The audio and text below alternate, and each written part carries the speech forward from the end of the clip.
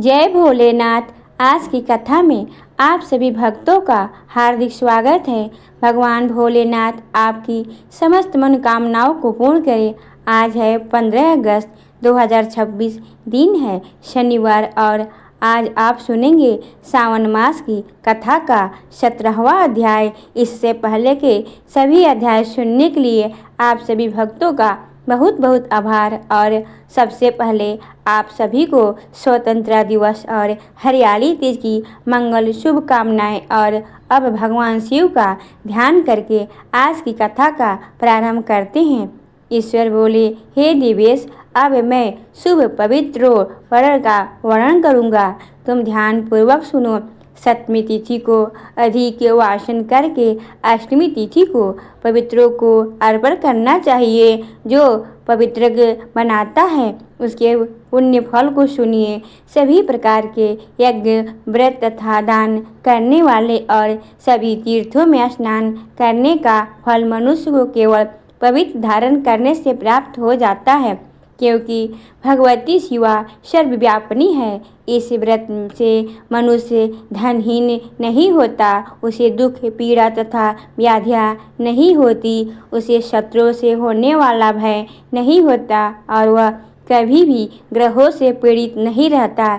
इससे छोटे बड़े सभी कार्य सिद्ध हो जाते हैं। हे वत्स, मनुष्यों तथा राजाओं के और विशेष करके स्त्रियों के पुण्य की वृद्धि के लिए इससे श्रेष्ठ अन्य कोई व्रत नहीं है। हे तात, सौभाग्य प्रदान करने वाले इस व्रत को मैंने आपके प्रति स्नेह के कारण बतलाया है।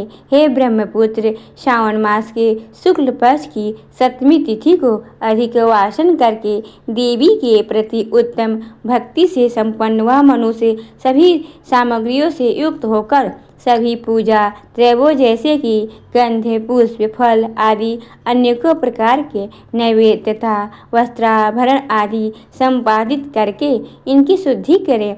इसके बाद पंचगव्य का प्राशन कराए, चरु से दिग्बलि प्रदान करे और अधिवासन करे। उसके बाद सदृश वस्त्रों तथा पत्रों से इस पवित्र को आच्छित करे। पुनः देवी के उस मूल्य मंत्र से उसे 100 बार अभिमंत्रित करके सर्व शोभा सम्मित इस पवित्र को देवी के समक्ष स्थापित करे।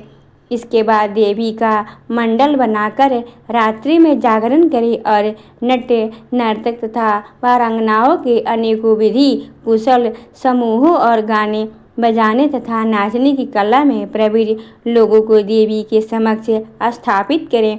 उसके बाद प्रातःकाल विधिवत स्नान करके पुनः बलि प्रदान करें। इसके बाद विधिवत देवी की पूजा करके स्त्रियों तथा द्विजों को भोजन करावें। पहले देवी को पवित्र अर्पण करें और अंत में दक्षिणा प्रदान करें।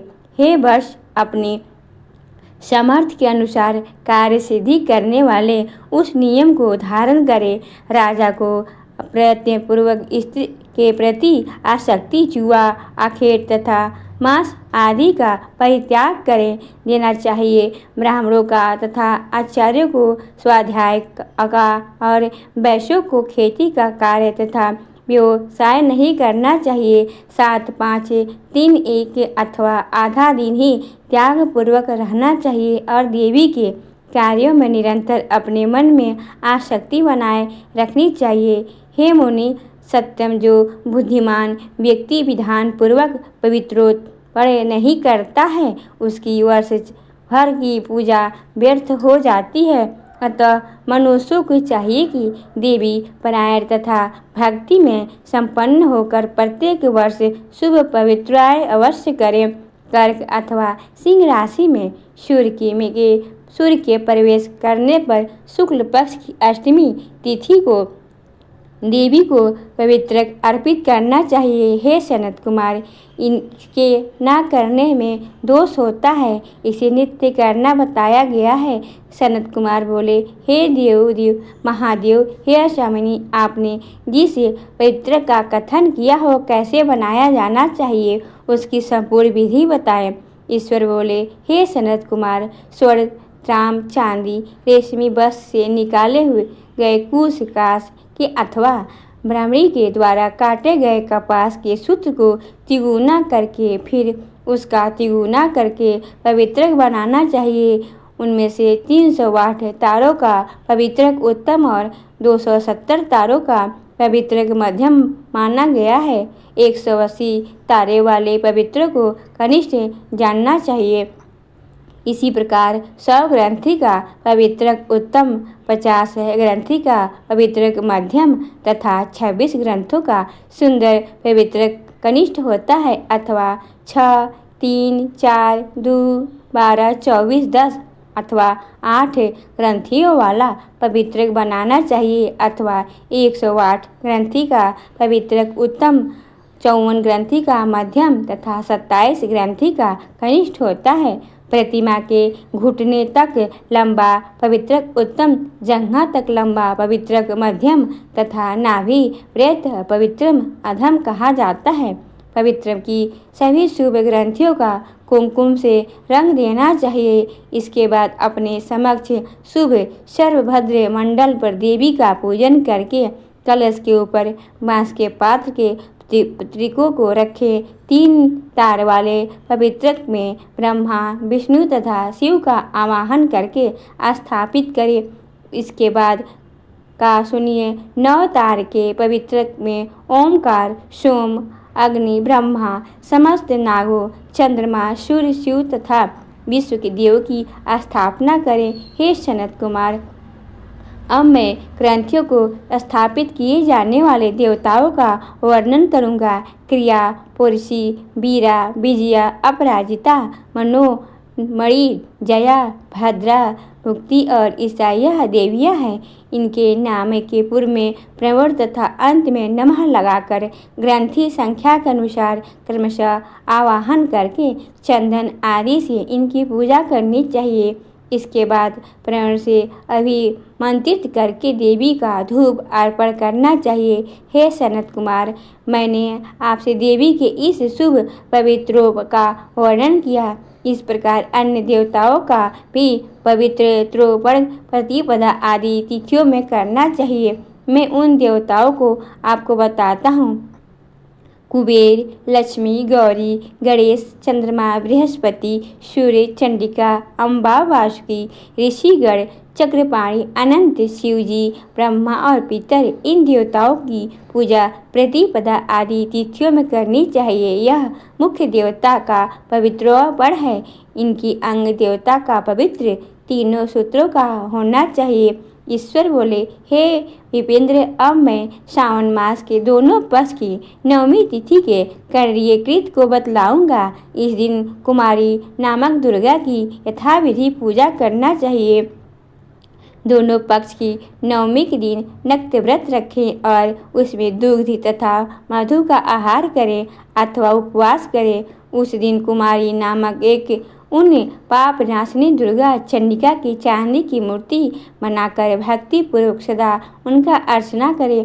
गंध, चंदन, कनेर के पुष्प, सांग, धूप और मोदकों से उनका पूजन करें। उसके बाद कुमारी कन्या, स्त्रियों तथा ब्राह्मणों को श्रद्धापूर्वक भोजन कराएं। फिर मौन धारण करके स्वयं बेलपत्र का आहार ग्रहण करें। इस प्रकार जो मनुष्य अत्यंत श्रद्धा के साथ दुर्गा जी का पूजा करता है वह उस परम स्थान को पा जाता है जहाँ देव बृहस्पति विद्यमान है। हे विधि नंदन, यह मैंने आपसे 9वीं तिथि का कृत कह दिया है। यह मनुष्यों के सभी पापों का नाश करने वाला, सभी संपदाएं प्रदान करने वाला, पुत्र पौत्र आदि उत्पन्न करने वाला और अंत में उन्हें उत्तम गति प्रदान करने वाला है। जय भोलेनाथ। आज की कथा का यहीं पर समापन करती हूँ। इसके आगे का अध्याय आप सुनेंगे। कल की कथा में श्री सूत जी कहते हैं कि राजा सिंहासन प्राप्त कर लेने पर वीर राजा भद्राहु ने किसी समय अपनी धर्मपत्नी के साथ रमणीय अवन में प्रवेश किया। वहां उन्होंने देखा कि कुछ ही दूर पर एक ब्राह्मण पति पत्नी चिल्लाते हुए भागे जा रहे हैं और कोई बाघ है जो उनका पीछा कर रहा है। अब वे दोनों पति पत्नी कह रहे थे कि हे महाराज, हे राजन, हे करुणानिधि, हमारी रक्षा कीजिए। यह पुकार सुनकर राजा ने अपना धनुष उठाया। इतने में ही वह व्याघ्र आ पहुंचा और उसने ब्राह्मणी को पकड़ लिया। वह हा नाथ, हा नाथ, हा प्राण वल्लभ, हा शंभु, हा जगदीश्वर आदि कहकर विलाप करने लगी। व्याघ्र बड़ा भयानक था। उसने ज्यों ही ब्राह्मणी को पकड़ा, त्यों ही राजा भद्रायु ने अपने तीखे बाणों से उसके मर्म में आघात किया, किंतु वह महाबली व्याघ्र उन बाणों से तनिक भी व्यथित न हो ब्राह्मणी को बलपूर्वक खींचकर दूर ले गया। अपनी पत्नी को व्याघ्र के पंजे में पड़ी हुई देखकर ब्राह्मण को बड़ा दुख हुआ। वह विलाप करने लगा कि हाय प्रिय, हाय कांत, हाय पतिव्रते, मुझे यहाँ अकेले ही छोड़कर तुम परलोक में कैसे चली गई? तुमको छोड़कर मैं कैसे जीवित रह सकता हूँ? हे राजन, तुम्हारे वे बड़े बड़े अस्त्र शस्त्र कहाँ गए जिनकी बड़ी प्रशंसा सुनी जाती थी? वह महान धनुष अब क्या हो गया? तुम्हारे 12,000 हाथनियों से भी अधिक बल कहाँ है? तुम्हारे शंख, खड्ग तथा मंत्र अस्त्र विद्या से क्या लाभ हुआ? दूसरों को छीड़ होने से बचाना क्षत्रिय का परम धर्म है। धर्मज्ञ राजा अपना धन और प्राण देकर भी शरण में आए हुए दीन दुखियों की रक्षा करते हैं। जो पीड़ित की प्राण रक्षा नहीं कर पाते, ऐसे लोगों के जीवन की अपेक्षा तो उनकी मृत्यु की ही श्रेष्ठ है। इस प्रकार ब्राह्मण का विलाप और उसके मुख से अपने पराक्रम की निंदा सुनकर राजा ने शोक से मन ही मन इस प्रकार विचार किया कि अहो, आज भाग के उलट फेर से मेरा पराक्रम नष्ट हो गया, मेरे धर्म का विनाश हो गया। अतः अब मेरी संपदा, राज आयु का भी निश्चय ही नाश हो जाएगा।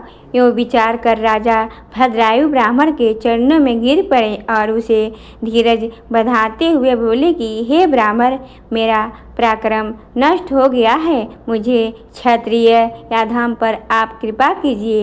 हे महामती, शोक छोड़ दीजिए, मैं आपको मनोवांछित पदार्थ दूंगा। यह राज्य, यह रानी और यह मेरा शरीर सब कुछ आपके अधीन है। बोलिए, आप क्या चाहते हैं? ब्राह्मण बोले कि हे राजन, अंधों को दर्पण से क्या लाभ? जो भिक्षा मांगकर जीवन में निर्वाह करता है, वह बहू से घर लेकर क्या करेगा? जो मूर्ख है, उसे पुस्तक से क्या काम? तथा जिसके पास स्त्री नहीं है, वह धन लेकर क्या करेगा? अब मेरी पत्नी तो चली गई, मैंने कभी काम सुख का उपभोग नहीं किया, अतः काम भोग के लिए आप अपनी इस बड़ी रानी को मुझे दे दीजिए। राजा ने कहा कि हे ब्राह्मण, क्या यही तुम्हारा धर्म है? क्या तुम्हें गुरु ने यही उपदेश दिया है? क्या तुम यह नहीं जानते कि पराई स्त्री का स्पर्श स्वर्ग एवं स्वर्ग की हानि करने वाला है? पर स्त्री के उपभोग से जो पाप कमाया जाता है, उसे सैकड़ों प्रायश्चितों के द्वारा भी धोआ नहीं जा सकता। तब ब्राह्मण बोले कि हे राजन, मैं अपनी तपस्या से भयंकर ब्रह्म हत्या और मदिरा पान जैसे पाप का भी नाश कर डालूंगा। फिर पर स्त्री संगम किसी गिनती में क्या है? अतः आप तो अपनी इस भार्या को मुझे अवश्य दीजिए, अन्यथा आप तो निश्चय ही नरक में पड़ेंगे। ब्राह्मण की इस बात पर राजा ने मन ही मन विचार किया कि ब्राह्मण के प्राणों की रक्षा न करने से महापाप होगा, अतः इससे बचने के लिए पत्नी को दे डालना ही श्रेष्ठ है। इस श्रेष्ठ ब्राह्मण को अपनी पत्नी देकर मैं पाप से मुक्त होकर सीधी अग्नि में प्रवेश कर जाऊंगा। मन ही मन ऐसा निश्चय करके राजा ने आग जलाई और ब्राह्मण को बुलाकर उसके प्रति अपनी पत्नी को दे दिया। तत्पश्चात स्नान करके पवित्र होकर देवताओं को प्रणाम करके उन्होंने अग्नि की 2 बार परिक्रमा और एकाग्रचित्त होकर भगवान शिव का ध्यान किया। इस प्रकार राजा को अग्नि में गिरने के लिए उगत देखकर जगतपति भगवान विश्वनाथ सहसा ही वहाँ प्रकट हो गए। उनके 5 मुख थे, मस्तक पर चंद्रकला आभूषण का काम दे रही थी। कुछ कुछ पीले रंग की जटा लटकी हुई थी। वे कोटि कोटि सूर्य के समान तेजस्वी थे। हाथों में त्रिशूल, खड्ग, वांग, कुठार, ढाल, मृग, अभय, वरद और बिनाक धारण किए बैल की पीठ पर बैठे हुए भगवान नीलकंठ को राजा ने अपने आगे प्रत्यक्ष देखा। उनके दर्शन जनित आनंद से युक्त होकर राजा भद्रायु ने हाथ जोड़कर स्तवन किया। राजा बोले कि जिनका दूसरा कोई स्वामी नहीं है, जो अविकारी, प्रधान, गुणों से युक्त और महान है तथा स्वयं कारक रहित होकर कारणों के भी कारक है, उन सच्चिदानंद मैं प्रशांत स्वरूप देव परम शिव को मैं नमस्कार करता हूँ।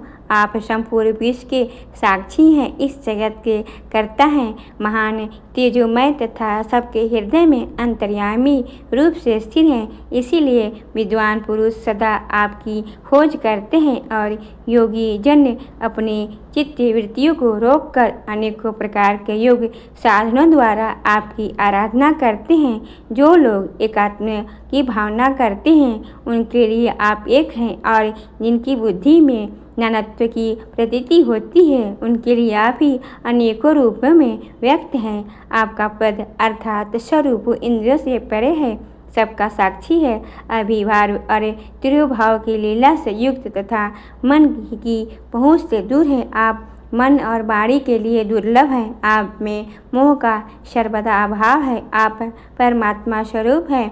मेरी वाणी केवल सत्यवाद गुणों से स्थित और प्रकृति से विलीन होने वाली है, अतः वह आपके दिव्य विग्रह की स्तुति करने में कैसे असमर्थ हो सकती है।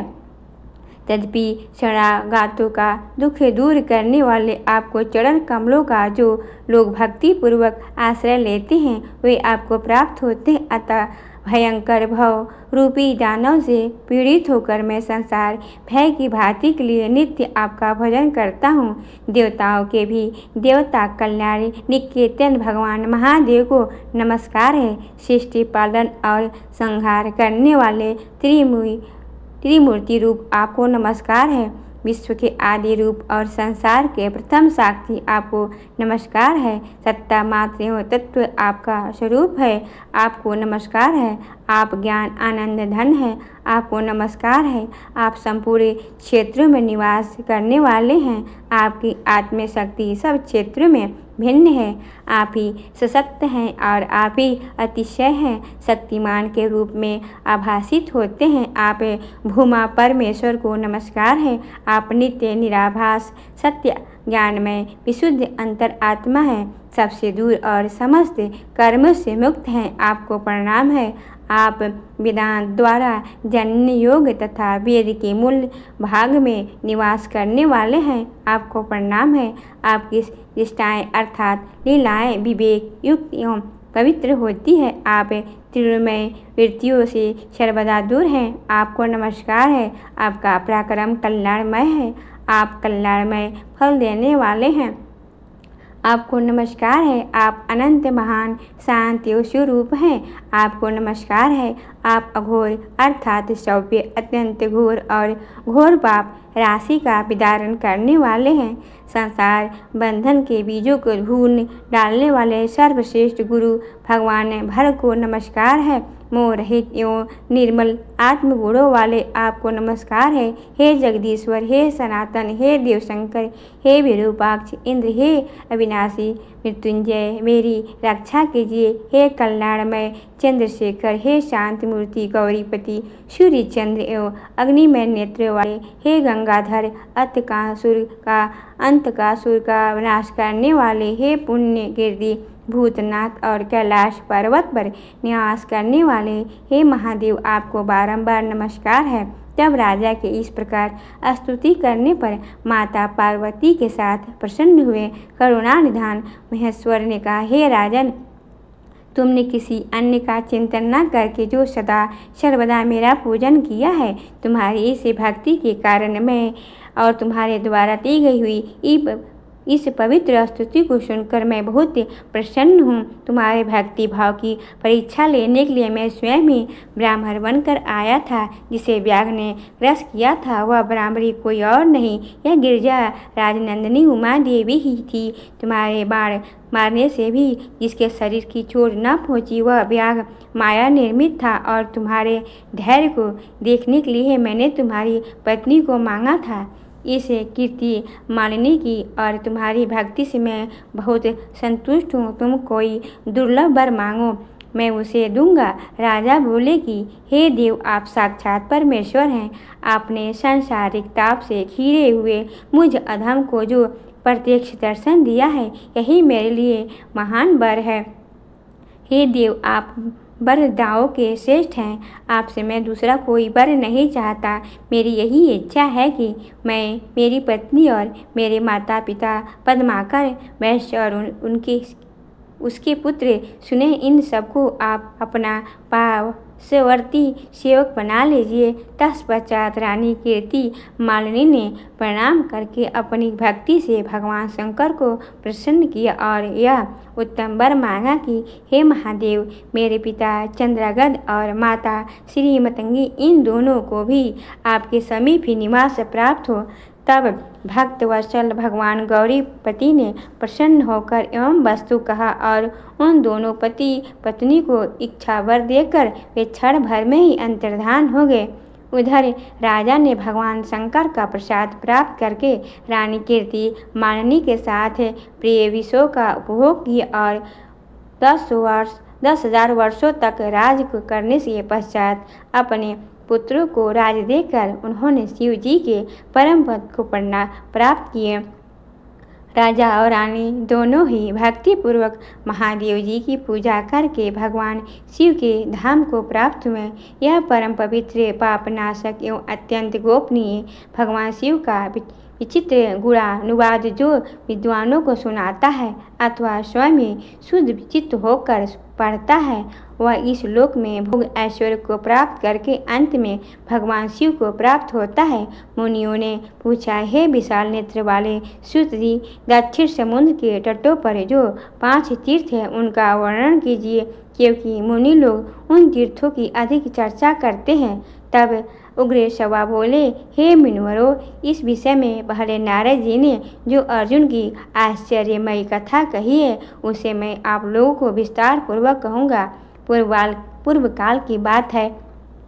कुछ कारणवश अर्जुन 12 वर्ष तक तीर्थ यात्रा के लिए निकले थे। वे मणिपुर होते हुए दक्षिण समुद्र के तट पर वहाँ के 5 तीर्थों में स्नान करने के लिए आए। यह तीर्थ वही है जिन्हें उस समय भय के मारे तपस्वी लोग स्वयं भी छोड़ चुके थे और दूसरों को भी वहाँ जाने से मना करते थे। उनमें पहला कुमारेश तीर्थ है जो मुनियों को प्रिय है, दूसरा स्तंभेश तीर्थ है जो सौभद्र मुनि को प्रिय है, तीसरा वरकरीश्वर तीर्थ है जो इंद्र पत्नी सची को प्रिय लगता है और बहुत उत्तम है, चौथा महाकालेश्वर तीर्थ है जो राजा करधम को अधिक प्रिय है। इस प्रकार 5वां सिद्धेश नामक तीर्थ है जो महर्षि भारद्वाज को विशेष प्रिय है। कुरुक्षेत्र में अर्जुन ने इन 5 तीर्थों का दर्शन किया जिन्हें तपस्वियों ने त्याग दिया था। वास्तव में वे 5 तीर्थ महान पुण्य के जनक थे।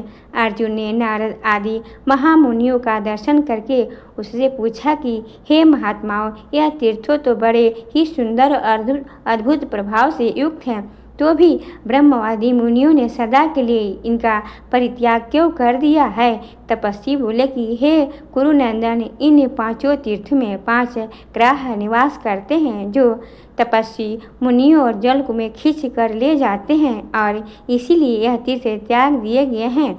यह सुनकर महाबाहु अर्जुन ने समुद्र के तट पर उन तीर्थों में जाने का विचार किया। तब उनसे तपस्वी महात्माओं ने कहा कि अर्जुन, वहाँ तुम्हें नहीं जाना चाहिए। ग्राहों ने बहुत तेरे राजा और मुनियों को मार डाला है। तुम तो 12 वर्ष तक अनेकों तीर्थ में स्नान कर चुके हो, फिर इन 5 तीर्थों में तुम्हें क्या लेना है? दीप शिखा पर जल भरने वाले पतंगों की भांति इन तीर्थों में प्राण देने के लिए न जाओ। अर्जुन ने कहा कि हे मुनिवरों, आप लोगों का दयालु स्वभाव है और आपने जो संसार की बातें बताई है वह ठीक है, तथापि अपनी ओर से मैं सेवा में कुछ निवेदन करता हूँ। जो मनुष्य धर्माचरण की इच्छा से कहीं जाता है, उसे मना करना महात्माओं के लिए भी उचित नहीं है। जीवन बिजली की चमक के समान क्षण भंगुर है। वह यदि धर्म के पालन के लिए चला जाता है, नष्ट हो जाता है तो चला जाए, इसमें दोष ही क्या है? जिसके जीवन धन, स्त्री पुत्र, खेत और घर धर्म के काम में चले जाते हैं, वे ही इस पृथ्वी पर मनुष्य कहलाने का अधिकारी हैं। तब तपस्वी बोले कि हे पार्थ, इस प्रकार धर्माचरण करते हुए तुम्हारी आयु बड़ी होगी और धर्म में तुम्हारा अनुराग निरंतर बना रहे। जाओ, अपना मनोरथ पूरा करो। मुनियों के ऐसा कहने पर अर्जुन ने उन सबको प्रणाम किया और आशीर्वाद लेकर सौभद्र महर्षि के उत्तम तीर्थ में जाकर स्नान किया। इसी समय जल के भीतर रहने वाले महान ग्रह ने नरश्रेष्ठ अर्जुन को पकड़ लिया। महाबाहु अर्जुन बलवान ही में श्रेष्ठ थे। वे जोर जोर से फटकते हुए उसे जलचर जीव को बलपूर्वक दिए गए जल से बाहर निकाल आए। अब जो ही उसे खींचकर ले आए बाहर, वह ग्राह समस्त आभूषणों से विभूषित कल्याणमयी नारी के रूप में परिणत हो गया। उसका रूप दिव्य था, वह मन को मोह लेने वाली थी। उस समय अर्जुन ने उससे पूछा कि हे कल्याणी, तुम कौन हो? जल में विचरण करने वाली मकड़ी का रूप तुम्हें कैसे मिला? ऐसा महान पाप तुमने क्यों किया? नारी बोली कि हे कुंती नंदन, मैं देवताओं के नंदन वन में निवास करने वाली अप्सरा हूँ। मेरा नाम वर्चा है। यही मेरी 4 सखियां हैं और हैं वे सभी सुंदरी तथा इच्छा अनुसार गमन करने वाली हैं। एक दिन उन सबको साथ लेकर मैं देवराज इंद्र के भवन में चली गई और एक वन में पहुंचकर मैंने देखा कि कोई ब्राह्मण देवता अकेले एकांत में बैठकर स्वाध्याय कर रहे हैं। उनका रूप बड़ा सुंदर है। वे वीरवर, उनकी तपस्या की तेज से यह सारा वन प्रकाशित हो रहा था। वे सूर्य की भांति उस समस्त प्रदेश को आलोलित कर रहे थे। उन्हें देखकर उनकी तपस्या में विघ्न डालने की इच्छा से मैं वहां उतर गई। मैं शौरमयी, सामदी, विद्युदा और लता सब एक ही साथ उन ब्राह्मण देवता के समीप पहुंची तथा गाती और खेलती ही उन्हें लुभाने की चेष्टा करने लगी। हे वीर, यह सब करने पर भी उन्होंने अपना मन हमारी ओर नहीं आने दिया। हे महातेजस्वी ब्राह्मण, निर्मल तपस्या में स्थित थे। हमारी अनुचित चेष्टाओं से कुपित होकर उन्होंने हम सबको श्राप दिया कि अरे तुम सब लोग 100 वर्षों तक जल में भीतर ग्रह बनकर रहो। यह पाप श्राप सुनकर हम सब लोग अत्यंत व्यथित हो उठी और उन्हीं तपस्वी ब्राह्मण की शरण में गए। उन्हें प्रार्थना पूर्वक कहा कि हे विप्रवर, हम सब ने बड़ा अनुचित किया है, फिर भी आप हमारे अपराध को क्षमा करने के लिए योग्य हैं। हे मुनि, आप धर्मज्ञ हैं। ब्राह्मण सब प्राणियों के प्रति मित्र भाव रखने वाला बतलाया गया है।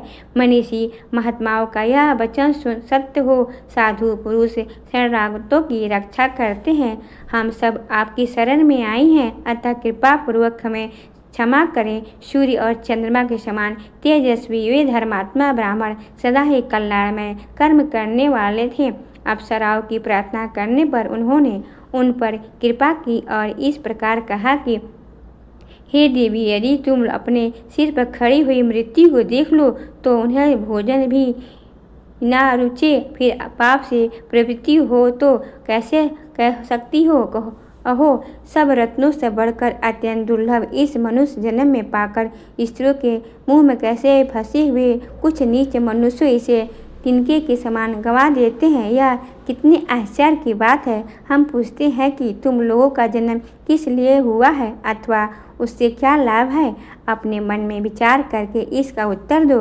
हम स्त्रियों की निंदा नहीं करते जिससे सबका जन्म होता है, केवल उन पुरुषों की निंदा करते हैं जो स्त्रियों के प्रति अछिखल है, मर्यादा का उल्लंघन करके उनके प्रति आसक्त है। ब्रह्मा जी ने संसार की सृष्टि बढ़ाने के लिए स्त्री पुरुष के जोड़े का निर्माण किया है, अतः इसी भाव से स्त्री पुरुषों को मिथुन धर्म का पालन करना चाहिए। इसमें कोई दोष नहीं है, परंतु इतना ध्यान रखना चाहिए कि जो नारी अपने बंधु बांधव ब्राह्मण और अग्नि के समीप शास्त्रीय विधि से अपने को दी गई वो उसी के साथ सदा गृहस्थ का धर्म का पालन करना चाहिए, श्रेष्ठ माना गया है। इस प्रकार पूर्वक शास्त्र मर्यादा अनुकूल चलाने जाने वाला अपना गृहस्थ उत्तम तथा महान गुणाकारक होता है, और जो गृहस्थ शास्त्र मर्यादा के अनुसार नहीं चलाई जाती है वह दोष के कारक भी हो सकती है।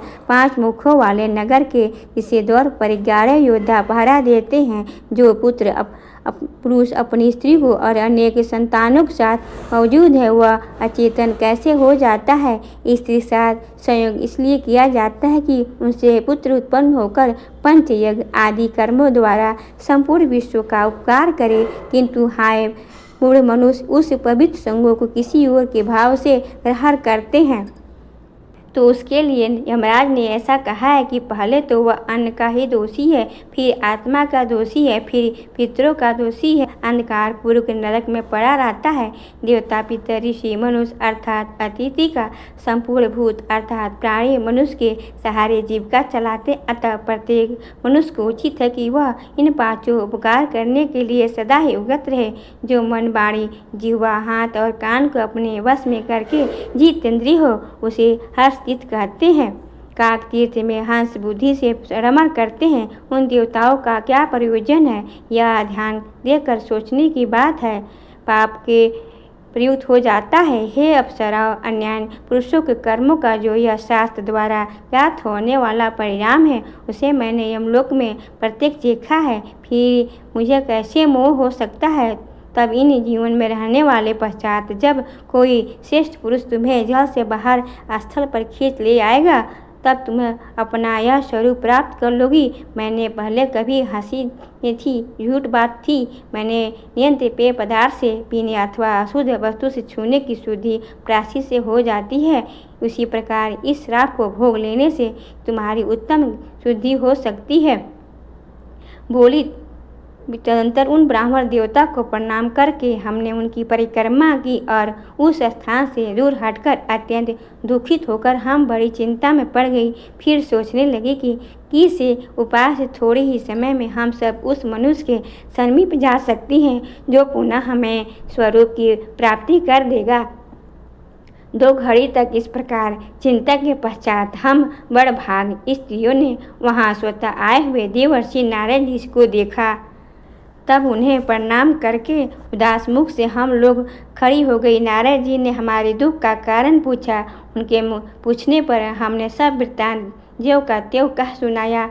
सुनकर इस प्रकार बोले कि दक्षिण में समुद्र किनारे जो परम पवित्र और सुंदर 5 तीर्थ हैं वहीं तुम सब लोग से चली जाओ। वहाँ शुद्ध चित्त वाले नर श्रेष्ठ पांडु नंदन अर्जुन तुम सबको इस दुख का छुटकारा दिलाएंगे। हे वीरवर, देवर्षि नारद जी की यह बात सुनकर हम सब सखियाँ यहाँ आ गई थी। अब तुम